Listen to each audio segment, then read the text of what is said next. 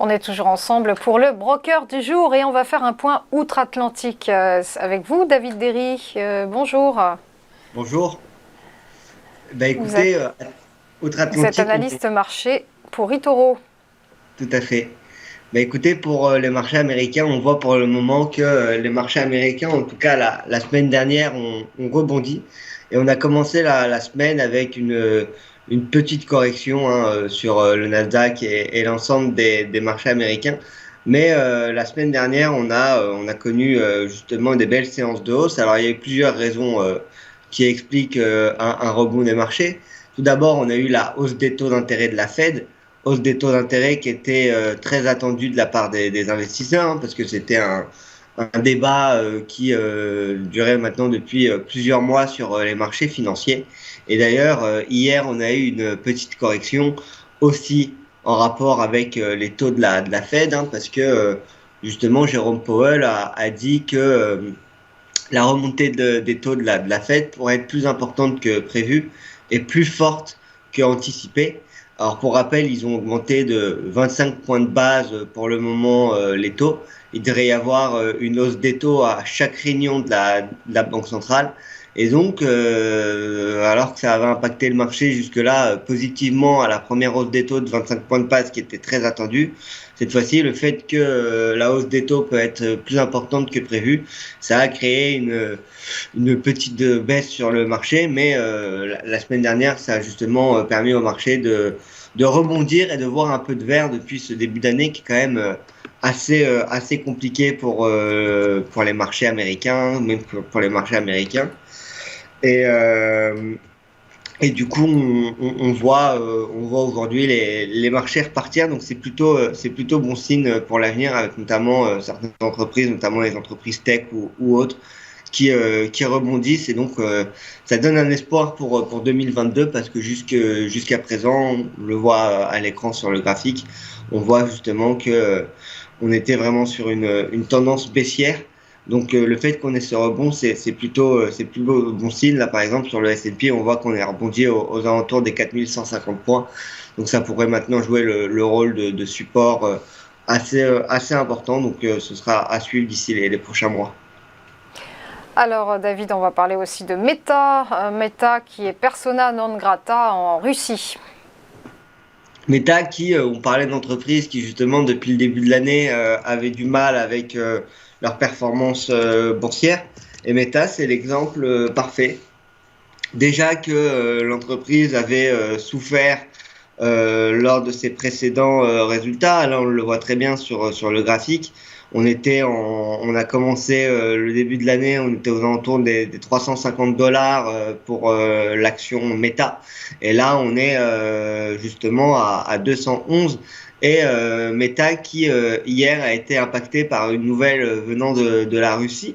La Russie considère désormais que les services de Facebook, hein, de Meta, donc que ce soit Facebook ou Instagram, ne devraient plus être accessibles aux citoyens russes. Et du coup, on a un titre Meta qui perd 2,31% hier. Et ça ne fait rien. Ça n'arrange en rien en fait le problème de l'entreprise, hein, parce que on le voit ici à l'écran, on est quand même largement en dessous des objectifs de prix qui étaient fixés par les analystes en début d'année. On avait une estimation faible qui était à 220 dollars, on est désormais en dessous, et on avait un objectif de prix à 325 dollars. Donc on voit qu'on est quand même pour le moment sur Meta largement en dessous, et donc si les marchés seraient amenés à se reprendre et que la guerre en Ukraine justement s'apaiserait, on pourrait avoir le groupe Meta qui repart. Là, on voit que d'après les recommandations des analystes, on est en achat modéré. Donc ce sera à suivre d'ici les prochains mois, mais en tout cas, Meta qui pourrait être intéressant et qui pourrait justement rebondir, étant donné qu'on a quand même perdu presque 50% justement par rapport à ses plus hauts sur Meta. Alors du côté des résultats, eh bien, il y a Nike qui a publié les siens hier et à venir on surveillera Adobe ou encore NIO. Exactement, donc Nike a partagé des résultats plutôt convenables et le marché a été plutôt content des résultats de Nike. Si on regarde ces résultats, on voit que le chiffre d'affaires de Nike s'est élevé à presque 11 milliards de dollars, hein, à 10,9, et qu'il est en hausse de 5% par rapport à l'année dernière. Les ventes de Nike, elles s'élèvent à 4,6 milliards et elles sont en hausse de 15%. Donc, des chiffres qui ont pour le moment, en tout cas, semblent pour le moment bien accueillis par le, par le marché, hein, parce qu'en après-marché, hein, donc, on voyait justement le cours gagner plus de 5%.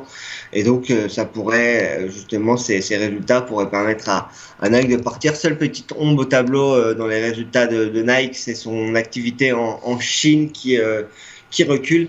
Mais sinon, Nike qui, justement, commençait à rebondir. Là, on le voyait que on était venu descendre en dessous des 120 dollars, qui était un niveau quand même assez bas pour Nike, hein, parce que c'était un niveau qui remonte à 2020 et qu'on n'avait plus vu depuis 2020 justement et depuis la reprise du Covid. Là, si d'ailleurs on regarde à l'écran, on est à quelques dizaines d'euros des prix d'avant Covid, et puis après on était largement reparti. On avait justement largement repris la perte qu'on avait eue pendant le Covid. On avait même dépassé les anciens plus hauts. Et donc là, Nike qui rebondit aussi. Et donc, l'ensemble de ces résultats était plutôt bon signe. Et puis, comme vous l'avez très bien dit, il y aura ensuite cette semaine d'autres résultats à suivre. Il y aura notamment NIO, qui est le constructeur de voitures électriques. Et puis, il y aura aussi Adobe, qui est la suite Adobe, etc., comme on la connaît. Donc, on verra les résultats cette semaine.